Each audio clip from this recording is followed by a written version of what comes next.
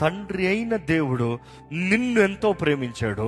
నిన్ను ప్రేమించాడు కాబట్టి తన అద్వితీయ కుమారుడు, తన ఒక కుమారుని నీకు బహుమానంగా ఇచ్చాడు.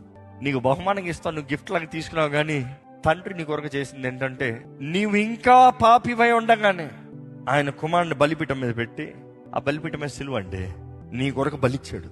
వీరు ఇంకా పాపులై, ద్రోహులై, శపితమైన జనం కొరకు నా బిడ్డని, గుర్తు ఎరగని వారికి కూడా నా బిడ్డను బలిగా ఇస్తున్నా.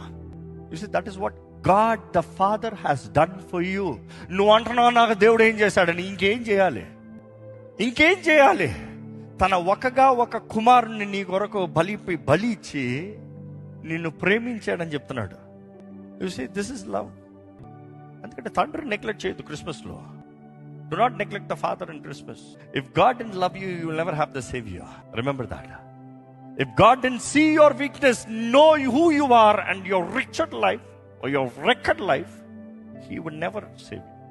See, అన్ని చూసి నీ స్థితి ఎంత ఎరిగి దేవుడు అయినా కూడా, ఇదిగో వీళ్ళకి వేరే దిక్కు లేదు, ఈ మనుషుడికి నా బిడ్డే దిక్కు, నా బిడ్డ చావాలి, లేకపోతే ఈ మనుషుడు ఎప్పుడు దొరకడం.